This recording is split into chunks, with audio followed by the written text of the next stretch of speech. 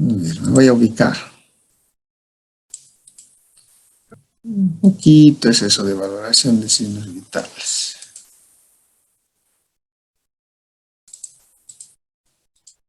Ya, ahora sí. Ya están todos. No, ahorita vamos a pasar, ¿ya? Por favor, me controlan, que no más de dos tandas, como se dice, ¿ya?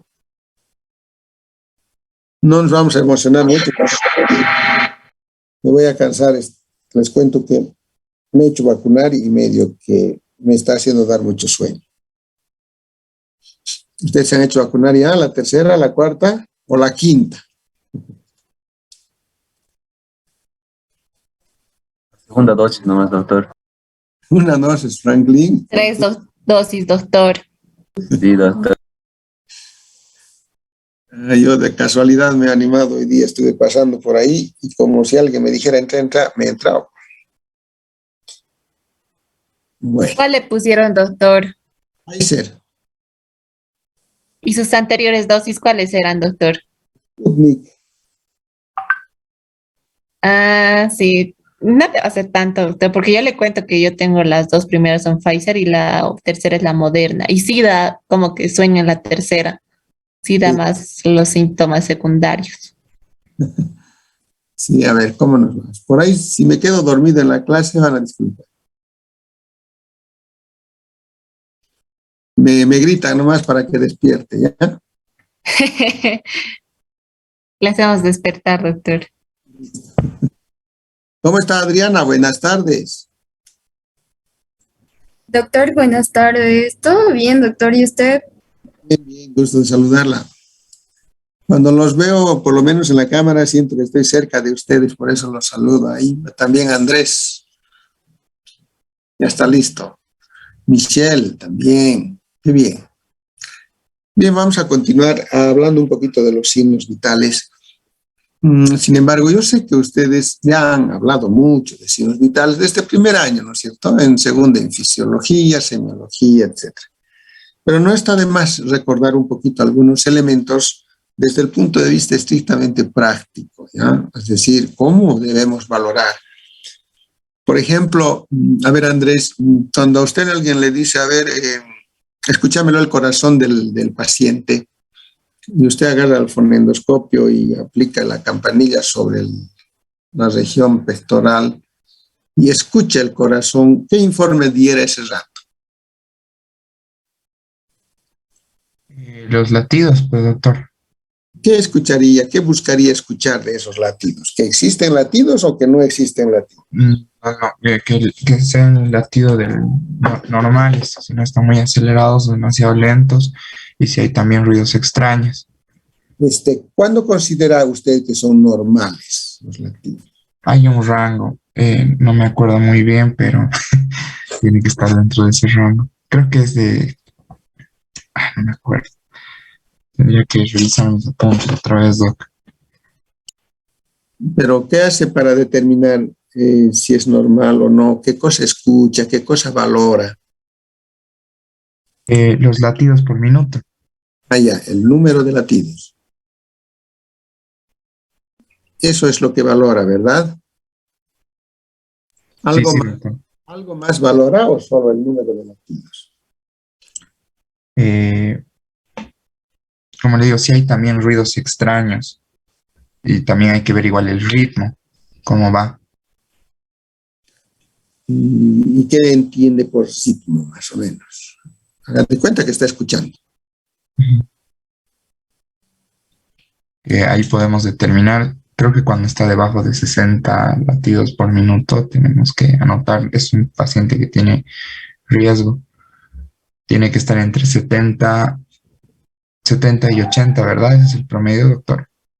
Sí, es el número de latidos. ¿Y el ritmo cómo se valora? No importa, en la forma como usted pueda, ¿entiende? Estamos haciendo un pequeño análisis. Tranquilo, usted ya sabe. O nunca ha valorado el ritmo. No, nunca el ritmo, la verdad. No hay una idea. Ya, perfecto. A ver, ¿qué dice nuestra amiga Bovarín, Aleida? Póngase camarita. Pónganse cámara, jóvenes, porque estamos empezando a hacer la práctica. Ya la teoría, pero con aplicación práctica. A ver, Aleida. Aleida, no está en clases. Estoy en clases, doctor. Estoy un poco delicado, por eso no aprendí la cámara. ¿Qué le ha pasado? Resfrío, creo. Ay, Aleida. A ver, ¿dónde está? A ver, ¿quién está? Mora, Alejandra, a ver, Mora. Voy a acordar quién son. Pónganse sus camaritas todos.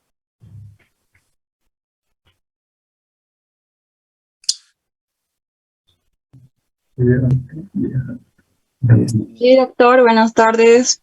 Buenas tardes. Pónganse cámaras, ¿ya? Si yo, Jairo, yo que todos, porque vamos a... Les voy a mostrar luego algo para que tengan una idea. Miren, el ejemplo que le había planteado a Andrés es para ver más o menos en qué medida ustedes tienen esa idea práctica de realizar una auscultación del corazón, en este caso.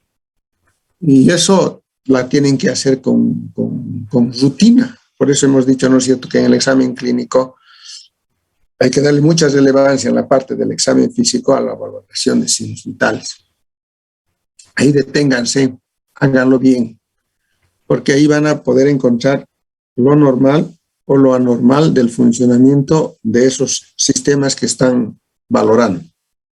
Y si ven algo anormal, chicos, pues un alto, ¿no? Hay que decir, aquí está pasando algo. Entonces dirán, haré una interconsulta. O de repente yo ya tengo una idea de lo que está pasando y puedo controlar y adoptar alguna medida rápida antes de realizar el tratamiento, porque seguimos en el preoperatorio. Por eso que la valoración de signos vitales no tiene que ser un estudio puramente teórico y repetitivo. No les va a servir de nada, ¿no? Y yo entiendo lo que decía Andrés, y ese es el común denominador. Por ejemplo, en la clínica alguna vez me acerco y le digo a algún alumno, a ver, valorámelo el corazón. Evidentemente agarra el fonendoscopio y trata de escuchar. Y el único dato que me da es, tiene tantos latidos por minuto. Ahora vamos a ver que eso no es suficiente. ¿Es un dato importante? Sí. Pero eso no es suficiente y podemos encontrarnos con sorpresas muy importantes, ¿ya? Y por eso que en la valoración de los signos vitales hay que tomar en cuenta este elemento. Lo mismo pasa. Doctor, va a disculpar que lo interrumpe. Mis compañeros me dicen que están en sala de espera algunos. Sí, estoy viendo, gracias. Estoy ya, Doctor, gracias. ya les estoy admitiendo. Entonces, lo mismo pasa con otros signos vitales, por ejemplo, el pulso. Tan útil es el pulso, el solo sentir pulso es tan importante para comparar como cuando uno no siente o siente muy poco. Entonces hay que practicar, ¿no?, la valoración del pulso. La presión. ¿Qué decir de la presión arterial? La presión es otro parámetro tan importante como para poder tomar decisiones en un preoperatorio antes de realizar un tratamiento, y mucho más si este es quirúrgico. Pues vamos a analizar eso, chicos. No lo aprendan para repetirlo, porque se van a olvidar. Se han olvidado muchas cosas de lo que hicieron en semiología general. De repente en semiología estomatológica también hicieron algo y se han debido olvidar. Y algunas nuevas importantes que ahora les voy a dar, ¿ya? Si no cambia la diapositiva, me van a avisar.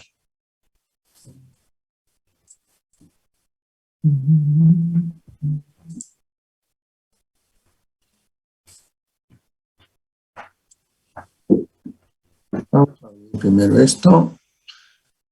¿Se lee algo? Sí, doctor, se ve. Sí, doctor. Ya, habíamos dicho que dentro de este examen clínico hay que detenerse mucho en la valoración de los signos vitales. Ahora avísenme si cambia la diapositiva. ¿Cambió?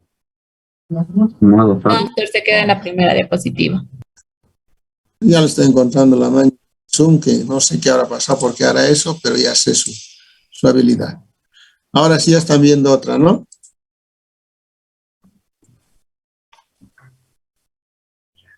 ¿Sí? ¿Ya están viendo otra diapositiva? Correcto. Sí, doctor. Sí, Dentro de estos signos vitales, estos tienen que manejar con mucha propiedad, ¿ya? Sin entrar a mucho detalle de especialidad, ¿no? Sino lo básico. Eso es lo que vamos a hablar, como odontólogo, por supuesto. El médico tiene que manejar mucho más, por cierto. Pues vamos a ver. Primero hablaremos de esto. Fíjense la palabra, dice actividad cardíaca. No dice frecuencia, dice actividad. O sea, el corazón tiene una funcionalidad muy compleja. Y en el marco de esa funcionalidad del corazón, nosotros podemos ir valorando muchas cosas. Es lo que se conoce las propiedades fisiológicas del corazón. ¿Qué propiedades tiene el corazón? Por ejemplo, el corazón tiene la capacidad de latir, ¿no es cierto?, fisiológicamente, y esos latidos se los puede valorar contando el número de latidos en un determinado minuto. Es una propiedad, eso se llama frecuencia. Y vienen otras, el ritmo, la regularidad y la intensidad. Fíjese, por lo menos estas 4 propiedades de la funcionalidad del corazón tenemos que valorar. Obviamente que el corazón se lo puede valorar a través de distintos métodos semiotécnicos, inspección, palpación, percusión y auscultación. Nosotros no vamos a hacer inspección, ¿verdad? No le van a tener que decir al paciente descúbrase el pecho para ver qué, ¿no es cierto? Y tampoco van a estar palpando, ni tampoco van a estar percutiendo. Los médicos lo harán, saben por qué lo hacen y para qué. Pero nosotros sí o sí tenemos la obligación de escuchar. Eso se llama auscultar. ¿Qué vamos a escuchar? Los latidos también, ¿no es cierto? Los ruidos que genera el corazón cuando éste está teniendo esa capacidad de expulsar sangre y de recibir sangre. Impeler y expulsar, ¿no es cierto? Recibir y expulsar, actuar como una bomba impelente y repelente, ¿no es cierto? Entonces, cuando el corazón está funcionando, produce ruidos. Y estos ruidos los escuchamos. Y cuando escuchamos estos ruidos, en ellos debemos valorar la frecuencia. Eso lo ha dicho Andrés. El número de latidos en un minuto. Normalmente los médicos, cuando hacen un examen rápido, escuchan al corazón para valorar la frecuencia en unos 15 segundos. Y por la rapidez lo multiplican por 4. Si en los 15 segundos han escuchado 20 latidos, multiplican por 4 y dicen tiene 80, término medio, ¿no es cierto? Nosotros, chicos, si solo quisiéramos saber la frecuencia, podemos hacer lo mismo. Pero no. Tenemos también que valorar estos otros. El ritmo, por ejemplo. Lo nombró Andrés, pero no lo ha podido definir. Ahora sí tienen que saberlo definir, qué es el ritmo. La frecuencia es fácil, ¿no es cierto? Un latido cardíaco está determinado por 2 ruidos, que el uno representa el ruido sistólico y el otro diastólico, que representa un latido.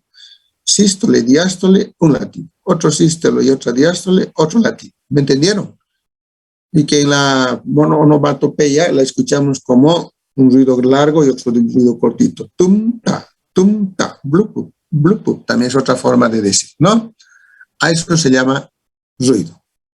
Si nosotros encontramos los tum-tas o blupu, un número X, decimos tiene tantos latidos por minuto. Eso es frecuencia.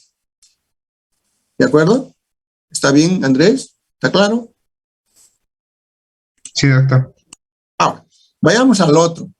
Mientras se están contando los latidos, al oír con su fonendoscopio, tienen que ir valorando si esos ruidos o esos latidos laten en forma rítmica. ¿Qué entendemos por ritmo? No es tan fácil definirlo con palabras, pero podemos definirlo con algunas comparaciones. ¿Ustedes escuchan alguna vez esos relojes antiguos en su casa? Cada segundito suena, ¿verdad? Tic, tic, tic, tic, ¿no es cierto? ¿Sí? Cada segundito es un ruido. Y se dan cuenta que la distancia o el espacio que existe entre cada ruido siempre es el mismo. ¿Verdad? ¿Me estoy dejando entender, Jimena? Siempre es el mismo. De ahí que 60 veces suena y es un minuto, otros 60 y otro minuto. Entonces, cuando los latidos tienen entre cada uno de ellos el mismo espacio, ¿entienden? La misma distancia entre latido y latido, entre todos, estamos hablando que los latidos cardíacos son rítmicos, como un reloj. ¿Me dejo entender? ¿Sí? No sé si escuchan lo que yo voy a golpear.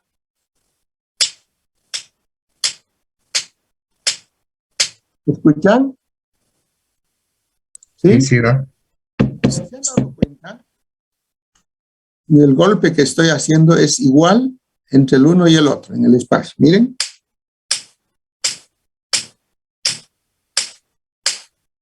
Esos ruidos que han escuchado son rítmicos. Pero ahora escuchen esto.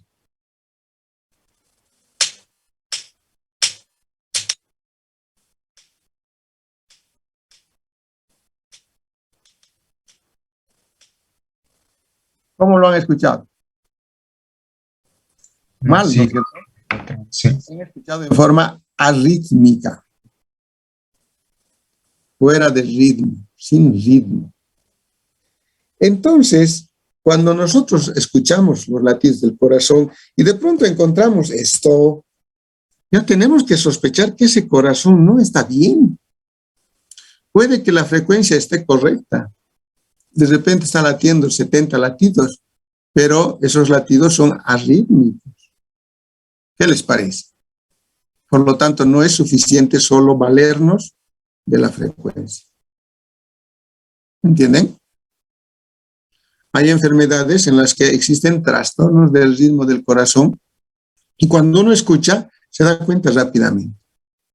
Puede ser taquicárdico, bradicárdico o normal en la frecuencia, pero en el ritmo está alterado. ¿Me entendieron? En ese caso estamos hablando de ritmo. ¿Se ha entendido? En la práctica, cuando agarren el fonendoscopio, primero se van a escuchar el corazón de ustedes y después el corazón de sus compañeras y compañeros. Y ahí van a poder encontrar las diferencias. Y es interesante porque siempre nos encontramos con uno que tiene algo raro. Un arrítmico por ahí, un taquicárdico por ahí, un bradicárdico por ahí, vamos a ver. ¿Está claro la definición de ritmo, Andrés? Sí, doctor. Me hace reír siempre aquí porque tiene algo. Ya no hay dónde perderse ahora. Ahora, ¿qué será la regularidad de los latidos cardíacos? Nosotros la frecuencia y el ritmo lo tenemos que valorar en un tiempo determinado. Y cuando nosotros queremos valorar la regularidad de los latidos, pues tenemos que decir lo siguiente. Si en un minuto hemos encontrado 60 latidos y todos esos han sido rítmicos, en el siguiente minuto también tienen que ser 60, ¿entienden? Y también tiene que ser rítmico. En ese caso, la suma de la frecuencia y del ritmo, cuando son iguales en los siguientes tiempos por minutos, quiere decir que estamos hablando de una regularidad. Fácil, ¿no? A ustedes se les considera como alumnos regulares porque cada año están pasando clases, ¿verdad? Cada año se inscriben, no están dejando un año, después empezando otro. Pero la regularidad está determinado por lo que la frecuencia y el ritmo en un minuto deben ser similares en el siguiente minuto. ¿Está difícil entender eso? Por favor, díganmelo. ¿Se comprendió, Jimena? Entonces, ¿qué quiere decir? Si quisiera yo valorar la regularidad, no podría esto valorar en 15 segundos, ni en un minuto. La regularidad voy a poder dar una opinión de ella si por lo menos escucho 2 o 3 minutos ese corazón. ¿Me entienden? La regularidad es un elemento complementario. No quiere decir que es muy definitivo como la frecuencia y el ritmo. Nos ayuda a complementar cuán estable está funcionando ese corazón en todo el tiempo. Y por último, la intensidad. ¿A qué creen que se refiere la intensidad de los ruidos? ¿A cuán fuerte escuchan o cuán débil escuchan? Es como hablar del volumen de una radio. ¿Volumen alto o volumen bajo? ¿Me entienden? Entonces, la intensidad de los ruidos pueden ser altos como pueden ser bajos. ¿Cuándo es alto? Cuando escuchamos fuerte, ¿no? Cuando el volumen está alto. ¿Y cuándo es bajo? Cuando lo escuchamos apenas. ¿Ya? Y de ahí vienen los nombres dentro de lo que es normal y anormal. Por ejemplo, en la frecuencia. Cuando el número de latidos está más allá de lo normal, decimos que existe taquicardia. Generalmente cuando pasa a los 100, 110 latidos por minuto. Y decimos que cuando existe la bradicardia, cuando la frecuencia está por debajo de los 60 latidos. ¿Sí? 50, 55, ya es una bradicardia. Y decimos que está normal la frecuencia cuando está entre los 70 y los 80. ¿Me entienden? Eso es lo normal. Y lo anormal, en más y en menos. En el ritmo hay dos parámetros. O es rítmico o es arrítmico. Nada más. Como cuando ustedes bailan el tango. O son rítmicos o son arrítmicos cuando bailan o cuando cantan, ¿no es cierto, Andrés? Pues son rítmicos o son arrítmicos cuando están cantando. Así, dos cosas, facilitas. Dentro de las arritmias se pueden identificar muchas anomalías del funcionamiento. Lo que decía Andrés, se pueden identificar soplos, se pueden identificar extrasístoles, ¿me entienden? Se pueden identificar silencios, en fin, una serie de alteraciones. No estoy diciendo que enfermedades, no es nuestra obligación. En la regularidad simplemente o es regular o es irregular. Todo depende del estado físico del paciente y del momento en el cual se está trabajando, porque si al paciente lo auscultan en este momento, para el siguiente minuto le hacen caminar, seguramente ya no va a estar igual. Entonces la regularidad tiene que ser en una situación basal estable. La intensidad. Cuando escuchan ruidos fuertes, tiene un nombre. Se dice que son ruidos hiperfonéticos. Hiperfonéticos. Si la intensidad de los ruidos está dentro de lo normal, se dice que son normofonéticos, de normal. Y si la intensidad del ruido está muy bajito, muy apenitas se están escuchando, lo denominan ruidos hipofonéticos. Esto nos va a dar a entender con qué fuerza trabaja el corazón, qué capacidad de contracción tiene, nos da una idea aproximada de su funcionamiento, ¿me entienden? Entonces, cuando hacen la valoración de la actividad cardíaca, habíamos tenido que tomar en cuenta estos 4 aspectos. Ahora tienen en la casa un fonemoscopio, yo sé que lo tienen.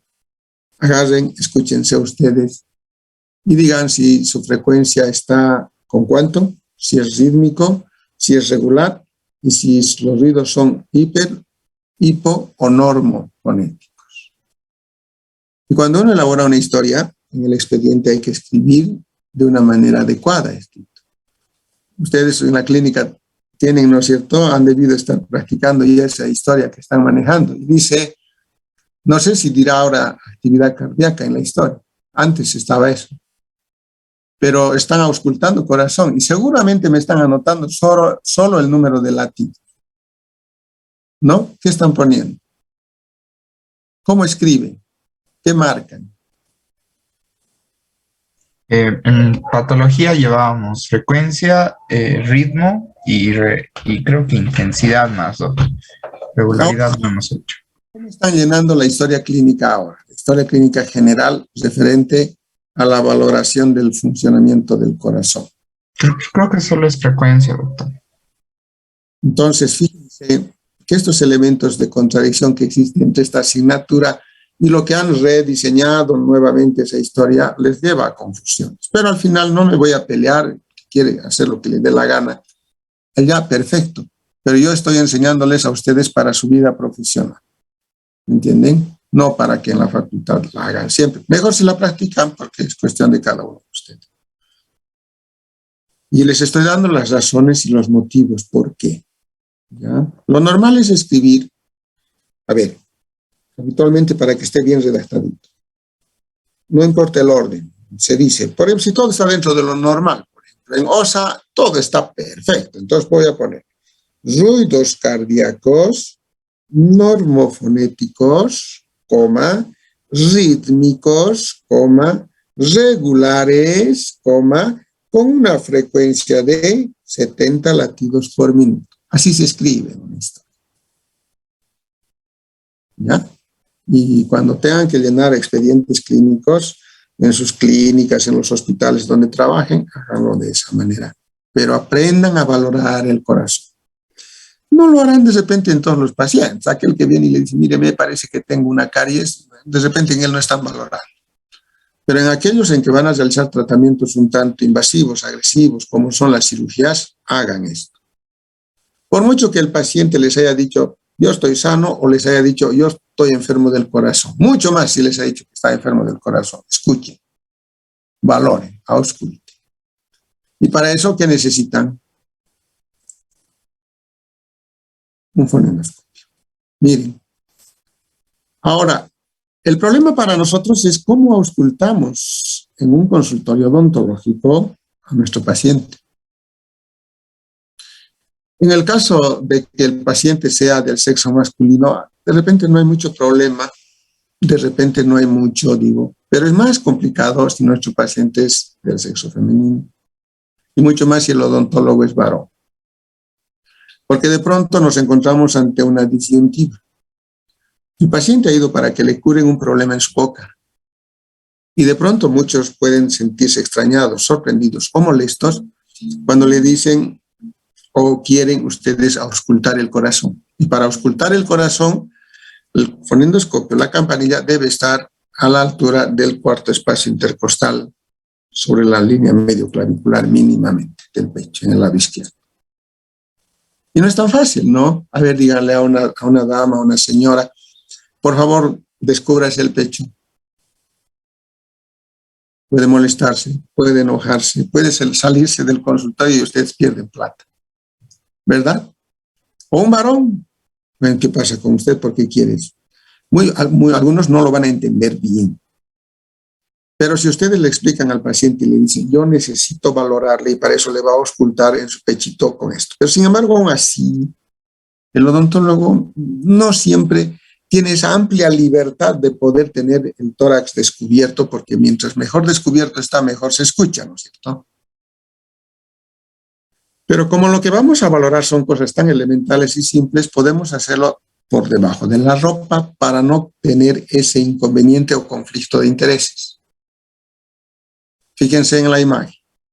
Estamos viendo acá una paciente que ha ido a la consulta o al tratamiento con una ropa suelta con esta finalidad. ¿Qué tal si este paciente se desmayó? ¿No? Entonces necesitamos facilito auscultarlo. Estamos agarrando nuestra campanilla y vamos a introducir por debajo de la ropa. Eso tenemos que hacer como odontólogos para no tener problemas. Una vez que hemos introducido debajo de la ropa, calcular aproximadamente la posición final de la campanilla donde debemos presionar con un solo dedo sobre la ropa. Ahí no le hemos dicho a la señora o señorita que se descubra el pecho, ¿verdad? Hagan esto. Aprieten bien contra la piel del paciente y escuchen. En eso consiste el componente práctico, y en la práctica nosotros vamos a hacer esto. No vayan a pensar que les voy a hacer descubrir el pecho, no. Esto tienen que practicar. ¿Listo? Esta clase que estoy dando es tanto teórica como de aproximación práctica, para que en la práctica hagamos exactamente lo mismo. Y ahí les voy a enseñar a escuchar algunos ruidos, pero es necesario escuchar muchos corazones porque no todos son iguales y van a ver las grandes diferencias. ¿Ya? Siguen habiendo en sala de espera. Se habían salido. Bueno. Ahora vamos al pulso. ¿Qué es el pulso? Ahí está, cópienlo textualmente para que puedan entender. Es la sensación que nosotros sentimos al tacto, ¿no es cierto? Es una sensación de expansión, de golpes, si ustedes quieren, en el pulpejo de los dedos en forma periódica y que coincide con el latido cardíaco. ¿Qué quiere decir? Que por cada latido que ustedes escuchan, deben sentir una pulsación en el pulpejo de los dedos cuando están presionando o comprimiendo una arteria sobre un plano duro, que generalmente es un plano óseo. Obviamente el pulso arterial lo pueden valorar solo como combinado con la auscultación cardíaca, las dos cosas a la vez, es muy bueno. Pero normalmente podemos hacerlo solito. A veces lo primero que hacemos es agarrarle la muñequita, ¿no es cierto?, al paciente y tratar de buscar el pulso. Eso se llama el pulso periférico. Entonces, es exactamente lo mismo. Cada sensación de golpe o de expansión que sienten en el pulpejo de los dedos, cuando estos están comprimiendo una arteria en un determinado lugar, representa una pulsación que coincide con un latido. Si el corazón expulsa sangre con un latido, ¡buc!, al mismo tiempo deben sentir con el dedo o con el pulpejo esa expansión, ese golpeteo. En el pulso también hay que valorar sus propiedades: la frecuencia, la amplitud, la regularidad y la igualdad. Ya con el pulso, que es una cosa mucho más sencilla, donde más se concentran los odontólogos, por lo menos deben concentrarse, es en la frecuencia y fundamentalmente en la amplitud. Es decir, sentir bien, percibir bien el pulso y contar. Por lo menos esos dos de estos cuatro, ¿ya? La regularidad y la igualdad ya son elementos un tanto biofísicos que bueno, no es necesario buscarlas con precisión, pero por lo menos los dos primeros. Cuando una persona se desmaya, se derrumba, se cae, se desploma en el piso, lo más rápido que uno hace a veces es buscar pulso, ¿no es cierto?, para ver si no se ha muerto o no se ha muerto, o está vivo, si el corazón sigue o no sigue latiendo. Entonces, es una forma adecuada de medir el pulso. ¿Cómo se hace? Hay técnicas. Este que están viendo acá es el denominado pulso periférico. Hay que buscar en una arteria periférica, en este caso en la muñeca, que se conoce con el nombre de arteria radial. La arteria radial está en el lado externo de la cara anterior del antebrazo. Y por lo menos hay que usar 4 dedos en esta posición. Y el pulgar debemos colocar en el lado opuesto del antebrazo para hacer la compresión correspondiente. Nunca pretendan buscar pulso con el dedo pulgar. No, siempre háganlo con el índice, con el medio y con el anular, con esos 3 dedos. ¿Ya? Busquen con el pulpejo de los dedos la arteria en el canal por donde está transitando hasta sentir esa sensación de expansión. Muchas veces el pulso periférico no llegan a percibirlos, particularmente en situaciones de emergencia, pérdida de conciencia, por ejemplo, o en situaciones en las que existe hipotensión arterial, en fin, de repente no logran percibir, pero el paciente todavía no está muerto. Para averiguar eso, busquen una arteria más gruesa, y una de ellas es la arteria carótida en el cuello. Y cuando buscamos el pulso en la carótida, en el cuello, estamos hablando del pulso central. ¿Me entienden? Pulso central. Este es pulso periférico. En la carótida, más adelante en situaciones de emergencia, les enseñaré exactamente cómo van a buscar y vamos a practicar también entre nosotros. ¿Ya? Les decía que se puede combinar la valoración de la auscultación cardíaca con el pulso. Esta era la clínica de prótesis, me acuerdo, aquellos años cuando estábamos enseñando la asignatura de semiología estomatológica. He sido docente de esa asignatura y hacíamos la práctica de esta manera. Entonces aquí estamos auscultando corazón y al mismo tiempo estamos valorando el pulso. Y ahí tenemos que buscar esa relación entre los dos. Cada latido, un pulso. Muchas veces, jóvenes, van a ver ustedes que se siente el latido, pero ya no se percibe el pulso. O sea, escuchan el latido y ya no sienten el pulso. Está habiendo un vacío. En ese caso, ahí uno aprende a diagnosticar, por ejemplo, extrasístoles. Y con seguridad ese corazón es arrítmico. ¿Ya? Entonces, es muy bueno practicar y manejar esto durante un preoperatorio que no es nada difícil. Mucho más tienen que saber esto hacer en situaciones de emergencia, ¿no? Cuando el paciente está en situación crítica con riesgo de vida. Y no solamente que les ocurra eso en el consultorio, pues en la calle, en la casa, donde sea. ¿Sí? ¿Me entendieron? Sí, doc. ¿Alguna pregunta? Presión arterial ahora. Se va a acabar de 2 minutos. Podemos salir y volver a entrar, pero si quieren preguntar algo, adelante. Para entrar con presión. A ver, ¿qué quieren preguntarme ahora? ¿Es difícil eso de ser doctor? No es difícil. ¿Es difícil interpretar? Sí, si no practica. ¿Es difícil entender lo que usted nos está explicando? Sí, si no leen. Pero si leen y practican, ha de ser fácil. Pregunta.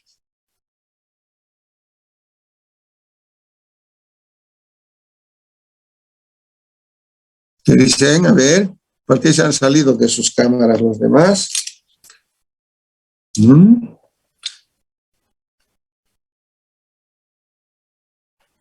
No quieren preguntar nada. ¿No les gusta la materia, chicos? No me dejo entender. ¿O estoy hablando en chino?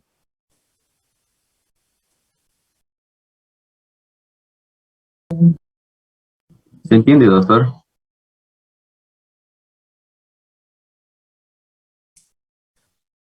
Entonces ya saben, tienen ya que tener un fonendoscopio. Les aconsejo, cómprense, no se presten. Sí, no tiene sentido. Cómprense, tengan a la mano. Hasta en la casa les sirve, ¿no? ¿Entienden? Tampoco se compren un caro. Hay fonendoscopios de 700, 800, 1000 bolivianos. No es necesario. Los mejores son los Clipman, llaman, ¿no? Hermosos. Pero no es necesario. Un sencillito, basta. El solo hecho que su paciente les mire a ustedes agarrar un fonendoscopio y de pronto dice, este doctor es tan meticuloso, tan detallista y me está valorando todo, hace de que ese paciente tenga más confianza, más seguridad, se sienta más tranquilo y dice, estoy en buenas manos, ¿no? Pero si ven a ese odontólogo desesperado y rápido que le dice, abra la boca, ya rapidito, ya págueme, no acepto deudas, no acepto créditos, paguen. No, eso ya no vuelve su paciente, ¿no es cierto? ¿Me entienden, no? Ya. Salimos y entramos de nuevo.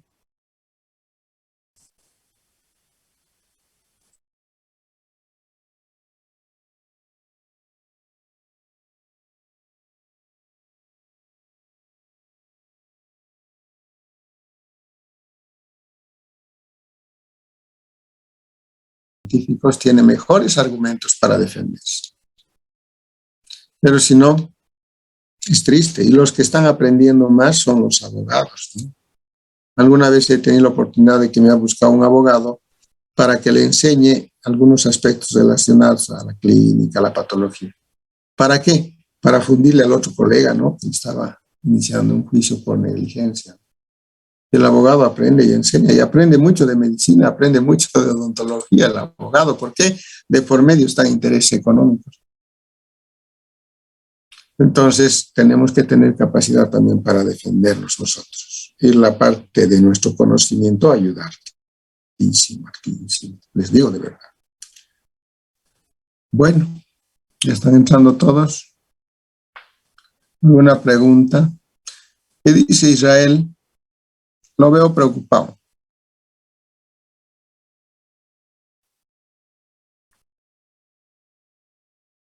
No quiere hablar. Sardán, su cámara está mal porque se le ve la mitad.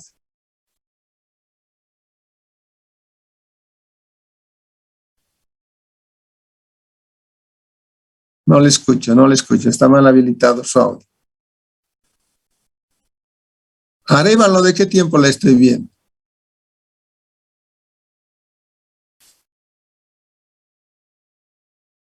Guarita, se le ve solamente la frente.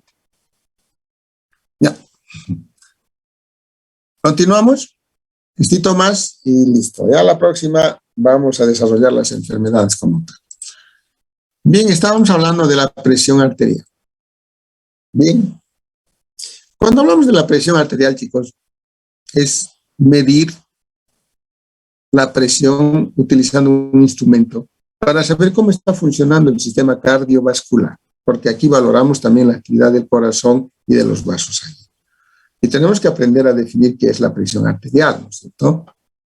Es la fuerza de expansión que genera el corazón cuando expulsa sangre en un latido, porque bota sangre con una fuerza determinada, y es la capacidad de los vasos sanguíneos de soportar esa fuerza con la que sale la sangre, en términos simples. Nos depende del volumen sistólico por la resistencia periférica, es en términos técnicos, ¿no? Bueno, ¿cómo vamos a medir la presión arterial? Hay distintas formas ahora muy modernas, muy cómodas, electrónicas, qué sé yo, pero la forma más clásica es utilizando este equipo que se llama el esfigmomanómetro. No es un manguito, es una cámara con la cual se insufla y la presión del aire que se genera dentro presiona a todo, en este caso el brazo, hasta lograr bloquear el paso de la sangre por una arteria, y cuando se va desinflando empezamos a notar cómo la arteria empieza a golpear, y eso escuchamos con el fonendoscopio. Eso es medir la presión en términos criollos. En la práctica nosotros tenemos que hacer esto y vamos a hacer con este instrumento, no con el electrónico. De repente algunos tienen el de muñeca o el de brazo, pero el electrónico no. Vamos a usar esto que es el más clásico para que aprendan. El que sabe manejar esto, el electrónico lo va a interpretar fácilmente. ¿Ya? Entonces esto nos ayuda mucho a enseñar. La clase práctica de presión arterial es mucho más profunda, la vamos a hacer en práctica como tal, pero acá lo que les estoy mostrando que es uno de los signos vitales tan importantes como la valoración cardíaca, que no debemos descuidar. ¿Cómo usar? ¿Cómo practicarlo? Aquí estamos viendo cómo colocar el manguito del tensiómetro, cuyo borde inferior debe estar más o menos a 2 dedos por encima de la flexura del codo. Es un dato importante. Tiene 2 mangueritas, una que va al fonendoscopio y otra que va al manómetro, ¿no es cierto? El manómetro es el que nos va a medir la presión en milímetros de mercurio, ¿no? Entonces acá vemos el manómetro con su manguerita y tenemos aquí la bolsita insufladora con la cual inflamos el manguito o la goma o cámara que se encuentra dentro de ella. Y aquí tenemos el fonendoscopio. La campanilla del fonendoscopio debemos aplicar en las cercanías de una arteria gruesa. Como la presión se mide a nivel del brazo, buscamos a la arteria humeral profunda, que está en el lado interno, y para eso tenemos que aprender a reconocer el bíceps, el braquial anterior, son algunos músculos, y una vez localizado ese surco entre los dos, ahí colocar la campanilla. Algunos, o antes por lo menos, colocábamos la campanilla debajo del manguito. Hoy en día no es necesario, se puede mantener por fuera. Pero lo importante es que la campanilla esté lo más cerca a la arteria que la vamos a escuchar. ¿De acuerdo? Y de esta manera podemos medir la presión arterial. Cuando nosotros valoramos la presión, los datos o registros de ella nos va a dar este manómetro, el reloj que se llama, donde cuando a medida que insuflamos la aguja va subiendo. ¿Hasta cuánto debe subir? Eso lo haremos en la práctica, pero rápidamente les menciono de una manera muy empírica porque realmente hay que saber cuándo y hasta cuánto insuflar dependiendo de los pacientes, no en todos es igual. Pero por lo menos que pase los 160, 180 milímetros de mercurio, donde la aguja ya debe estar a ese nivel. Cuando llegamos a ese nivel, con seguridad está apretando el brazo del paciente. Acá tenemos una pequeña válvula con su llavecita. Esa válvula hay que abrir muy suavemente como para permitir que la aguja empiece a descender lentamente. ¿Ya? Vaya poquito a poquito. Y a medida que va bajando la agujita, tenemos que ir escuchando. Nosotros con nuestro fonendoscopio, si aparecen ruidos o desaparecen ruidos.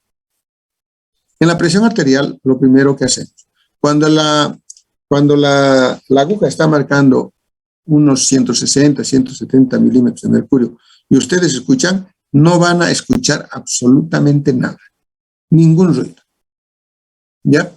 Pero a medida que va bajando la agujita, de pronto van a empezar a escuchar ruidos. Esos ruidos que se escuchan al inicio, cuando va descendiendo la aguja, se conocen como los ruidos de Corocó. Les voy a enseñar qué son los ruidos de Corocó, ¿ya? Hay unos ruidos seguidos de silencio. No les han debido enseñar eso. Bueno, cuando empezamos a escuchar el primer ruido más fuerte dentro de los 4 primeros, ese ruido, cuando escuchamos, debemos darnos cuenta exactamente dónde está la aguja. Y seguramente va a estar marcando un número. Pongamos, hipotéticamente, 130. Entonces, cuando la agujita estaba en 130 es cuando nosotros hemos escuchado el ruido más audible. No estoy diciendo el primer ruido, el ruido más audible dentro de los 4 primeros ruidos. ¿Ya? Entonces, ahí decimos que estamos midiendo la presión máxima o sistólica. ¿Ya? 130 milímetros de mercurio.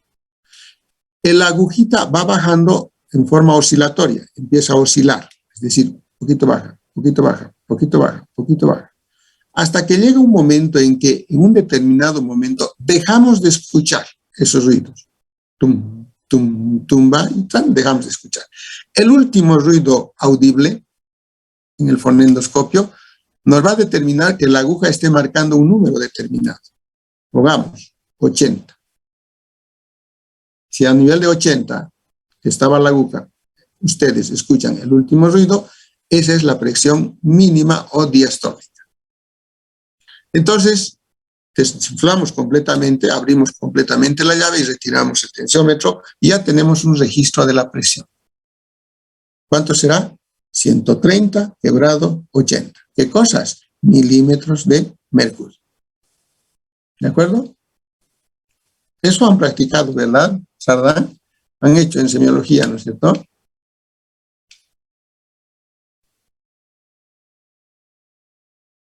¿No?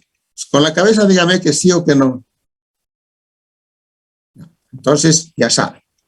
Y de esa manera nosotros estamos valorando otro de los signos vitales tan importantes que no debemos de olvidar. Aquí está el esfigmomanómetro con su o manómetro correspondiente, con su agujita, su insuflador y su llavecita que actúa como una bala. Bueno, en la práctica lo haremos mejor, ahora es simplemente una. Tercero, otro signo vital, la actividad respiratoria. Ojo, antes, cuando estamos valorando la presión arterial, si los valores de la presión están dentro de rangos normales, decimos que se encuentra en normopresión, presión normal. Pero si los valores están por encima de los normales, pongamos 150 la sistólica y 90 la diastólica, estamos hablando de que la presión está alta. Eso se llama hipertensión. ¿Sí? O cuando la presión sistólica de repente está en 70, 80 y la diastólica está en 40, estamos hablando de hipotensión. Está dando algunos parámetros. ¿Ya? Entonces, pueden haber distintos niveles de presión arterial y de ahí que existe una clasificación de los valores de presión arterial. Normal, normal alta, grado 1, grado 2, grado 3, etcétera, etcétera. Y nosotros como odontólogos tenemos que saber en cuál de esas categorías se encuentra para decidir si atendemos o no atendemos al paciente. O qué cuidados debemos de tener. Por ejemplo, si está en un grado 3, que todavía no saben cuánto es el valor. Más adelante, cuando hablemos de hipertensión, vamos a detallar. Yo tengo que hacer una cirugía. ¿Usaré vasoconstrictor? ¿No usaré? ¿Qué es el vasoconstrictor en el anestésico? ¿Qué acciones tiene? Y si es un grado 2, ¿podré usar? ¿Cuánto podré usar? O definitivamente hago lo que hacen todos los que les gusta lavarse las manos. Dicen, mejor no uso y no tengo problemas. Dicen, ¿no? O no uso.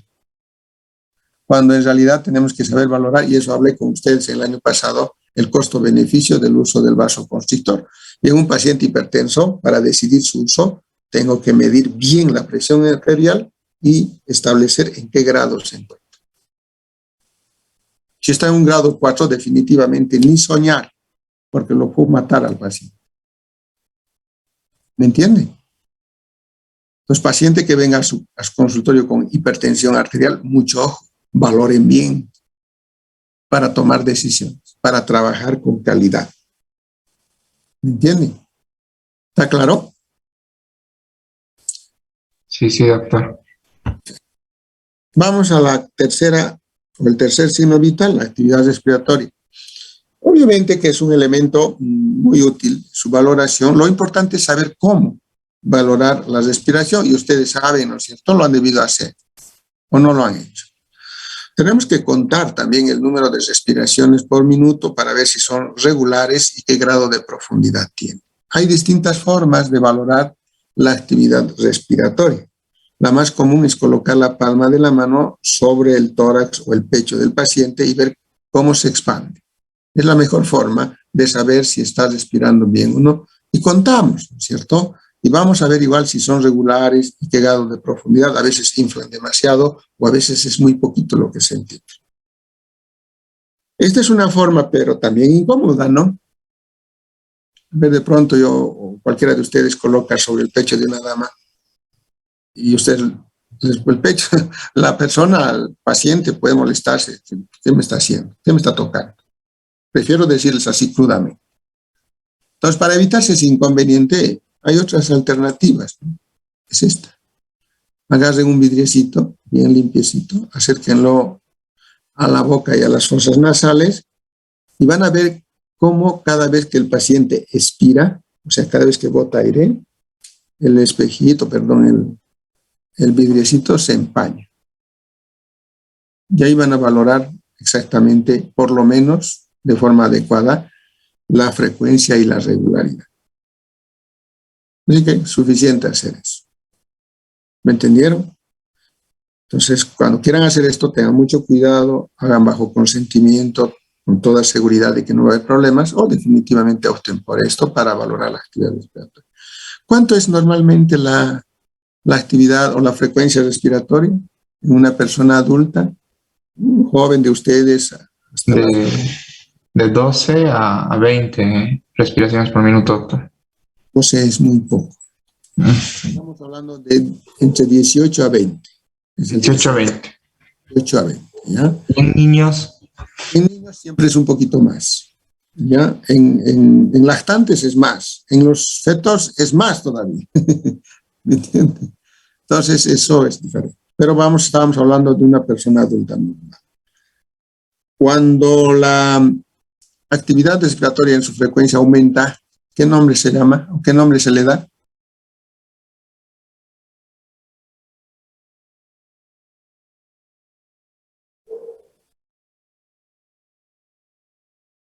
Como en la frecuencia cardíaca, cuando aumenta se llama taquicardia, ¿no? Aquí, ¿qué se llamará? Si ha aumentado, pongamos, tiene 33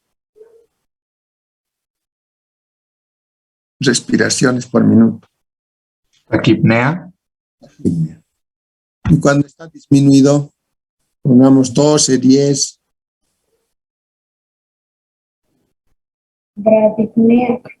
Bradipnea o hipopnea, cualquiera de los dos, ¿ya? Entonces esos nombrecitos también tienen que aprender a manejar, porque en el examen escrito les pone paciente que acude a la consulta y que de acuerdo a la valoración de signos vitales tiene una presión arterial de tanto, una taquipnea, ¿me entienden? Entonces, si no saben qué es taquipnea, ya estamos fuera. ¿Sí? Entonces, cositas más tienen que aprender. Bien, eso para la actividad respiratoria.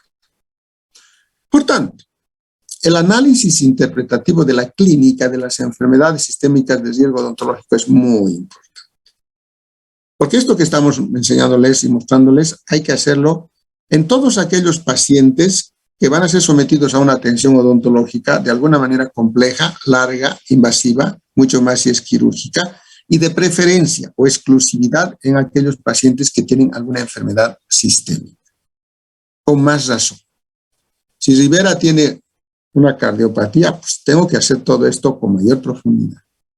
Si Mamani tiene problema de, qué sé yo, hipertensión arterial o hipotensión, como en este caso le está bajando mucho la presión, está cansado ya, ¿no es cierto? Tengo que hacer esta valoración, ¿no? Abel, está cansado, ¿no? Entonces, les recomiendo siempre hagan en todos los pacientes, mucho más si son de edad avanzada. No quiere decir con eso que porque sean jóvenes no lo hagan, háganlo dependiendo del caso.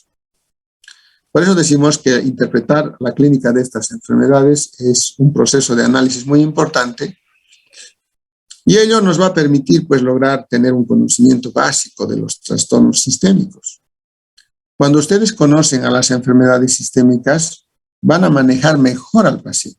Por eso dice, el conocimiento básico de los trastornos sistémicos o enfermedades sistémicas, dice, el conocerlos, nos va a permitir garantizar un manejo responsable y profesional de los pacientes que padecen. Responsable y profesional. ¿Por qué es responsable? Porque es un principio de valores éticos y morales, ¿no? Porque la persona merece ese tipo de atención. Y profesionales, ¿por qué? Porque ustedes se están formando como odontólogos.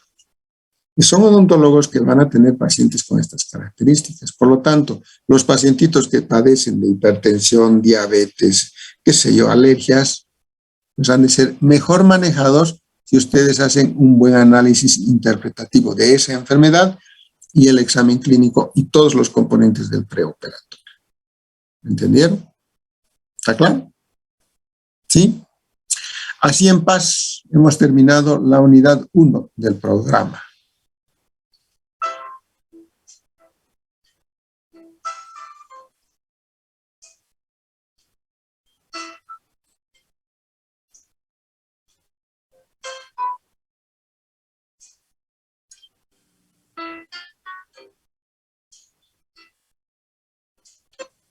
Bien, ahora entraríamos a partir de la siguiente clase a la unidad 2, ¿no? De acuerdo al programa. En la unidad 2 vamos a estudiar ahora esas enfermedades. Y van a ver que cada una de ellas tiene sus propias características y cada una de ellas nos va a decir cómo debemos actuar como odontólogos. Atención odontológica en el cardiópata, atención odontológica en el hipertenso, atención odontológica en el diabético. Y a ustedes les va a encantar saber tratar a estos pacientes. Para eso tienen que olvidarse de la plata, ¿entienden? No pensar tanto en cuánto van a cobrar, sino en cómo lo van a atender al paciente. Si lo atienden bien, tomando en cuenta todos estos conceptos, consideraciones, al final tendrán su arancel, pero van a ser pagados mucho más de lo que ustedes han cobrado. ¿Saben cuál es ese mucho más, ese plus, esa yapa? Es la bendición del paciente y de Dios, que vale más que cualquier cantidad de plata que puedan recibir. ¿Entienden? Y esto les va a ayudar a eso. Porque creen que muchos somos felices, ¿ah? Y otros no lo son. ¿Alguna pregunta, chicos? ¿Ninguna? Creo que todo está muy claro, doctor. Quería preguntarle si es que hay algún libro o texto guía. Yo no estuve en la clase inaugural, no me llegó el link. Tal vez les dijo algo a mis compañeros. Sí, hay. Chicos, ya les voy a mandar primero el link del eCampus. Ahí está el programa con la bibliografía correspondiente. Pero hasta aquí, el 80% de todo lo que ahora hemos avanzado se encuentra en Cosmegay, ¿ya? En Cosmegay. Ahí está preoperatorio, con algunos complementos que yo los he preparado, nada más. Ahora, esta unidad 2 ya no está en Cosmegay. Hay muy poquito, menciona muy poquito. ¿Dónde se estudia bien adecuadamente? En el libro de Little. Se llama Atención odontológica en el paciente, atención odontológica en el paciente bajo tratamiento médico. Eso, Andrés, la próxima clase, por favor, les voy a ya dar su programita escrito. ¿No han ido por la fotocopiadora, las gatitas? Ahí está. ¿Alguien ha ido? Vayan, les dije, ahí están los programas. El día que les presenté el programa, el primer día, les dije, vayan, cómprense. El programa sigue siendo el mismo. No ha variado. Pero si quieren tenerlo, ustedes uno, donde diga 2220, en el eCampus se los voy a poner para que de ahí saquen. ¿Ya? Y una cosa, no tienen que faltar. Si faltan, se pierden. ¿No? Pierden el hilo, pierden el sentido de las cosas y reniegan. Y al final lo dejan. Eso no es bueno. No falte. ¿Estamos? ¿Alguna otra pregunta? ¿Qué hora es? Las 5:30. Hemos dicho 2 tandas, nada más, ya no más, por favor. ¿Se entendió, Franklin? Sí, doctor. Chicos, las presenciales las vamos a hacer, Estito, más para terminar desde la siguiente semana. Esta semana que viene, no estoy muy seguro, pero mañana vamos a oficializar a Jimena le voy a avisar. Probablemente yo me ausente. Estamos yendo a unas olimpiadas, pero estamos son problemitas de pasajes. De repente se suspenda mi viaje o tal vez vaya. Si voy, no vamos a pasar en la semana, seguramente.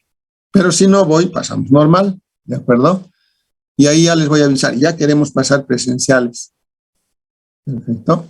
Entonces comunico a Jimena y ya tenemos un aula también para pasar nuestras clases. La aula 18. Una aula grande. Tengo el libro de Cosmic Gay en PDF. Me hablan, si gustan, para mandarles. ¿Quién mandó eso, por favor? En PDF yo también lo tengo. No sé si gusta, le puedo enviar a Jimena, Cosmic Gay, pero... Y este libro de tratamiento odontológico parece que también lo tengo. Ya, si no, con Google Drive vamos a mandar para que tenga. ¿Listo? Pero en el internet también lo encuentro. Deme un poquito de espacio, he estado muy atareado con muchas cosas, sobresaltos, viajes, ahora este otro, entonces ya, pero con ustedes ya tenemos algo de material. Creo que hay una reunión hoy día, les han convocado para hacer rol de exámenes. Sí, doctor, ya nos han comunicado que vamos a tener una reunión a las 8:20 para lo del rol de exámenes. Ya, por favor, el rol de exámenes de ustedes no tiene que ser muy adelante, por favor. Tiene que ser lo más atrás posible para el primer parcial. Nosotros hacemos en medio año. Entonces, con calma, por favor. Cuidado que lo están poniendo muy adelante. Si lo pone muy adelante, va a acumularse mucho para el segundo parcial. Normalmente el primer parcial lo tomo de la unidad 1, que es la que hemos terminado, y gran parte de la unidad 2, no todo. ¿Ya? Para que el resto sea para el segundo parcial y final, porque del segundo parcial al final casi queda una clasecita o 2 nada más, no es mucho. Entonces, que no sea muy adelantado, por si acaso. Yo creo que terminando la rotación, ¿cuándo termina la primera rotación ustedes de operatoria endodoncia? Supuestamente a mitades de mayo, doctor. Ya, entonces podrían dar su examen primer parcial pasada, terminadita la rotación, ¿me entienden? Mayo, fines de mayo. Por ahí pueden acomodar ustedes, no hay ningún problema. ¿Ya? Yo voy a calcular, no estoy con calendario para hacer un cálculo, pero con lo que me están dando el dato es suficiente. Ya vamos a tener lo necesario. A partir del 20 de mayo, por ahí adelante, no va a haber mucho problema. ¿Sí? Puede ser después de su primer parcial de la segunda rotación, por ejemplo. Es muy bueno, es muy bueno, eso es normal, así. ¿Ya? ¿Listo? ¿Quién es la que va a asistir o el que va a asistir a la reunión? Soy yo, doctor. A ver si coordinamos cualquier cosita entre ¿ya? Lo debo. Está bien, doctor. ¿A qué hora la reunión? ¿8? 8:30. 8:20 me informaron, doctor, que es la reunión. Entonces, Daniela me da una llamadita, por favor. Usted tiene más fácil mi número a las 8:15, más o menos. ¿Ya? Ya, está bien, doctor. ¿Alguna pregunta, chicos? Doctor, disculpe, ¿hay código de ley campus? Todavía. Me tengo que inventar un código facilito. Gracias, doctor. Doctor, ¿cómo está? Yo tengo una pequeña pregunta. En el caso cuando lleguemos a pasar clases presenciales, nosotros pasamos virtual en las clínicas de endodoncia y operatoria. ¿Nos daría un poquito más de tiempo para tomar nuestras medidas para llegar a la facultad? Por favor. Sí, yo creo que sí. Sería inaudito. Y es un poco imposible, pues, que les exija que estén ese rato, ¿no? Doctor, ¿o podría haber una posibilidad de que pasemos los viernes, ya que no pasamos ninguna de las dos materias teoría? Sí, Yo doctor, ya no voy a dar alternativa. En alguna oportunidad vamos a cambiar a viernes, pero no todo el tiempo. Alguna vez sí lo vamos a poder hacer, ¿ya? Me parece buena la idea, ¿ya? Dependiendo. Es que viernes ya es viernes, ¿no? Y el cuerpo lo sabe. Sí, es que lo más factible es por lo que no pasamos ninguna de las dos teorías, porque como pasamos teorías de 2 a 4 y luego nos toca con esta teoría de 4 a 6, es complicadito llegar siempre, doctor. Algún viernes lo vamos a hacer, ¿ya? No estoy bien, como les digo, está bien la idea, no la estoy descartando, ¿ya?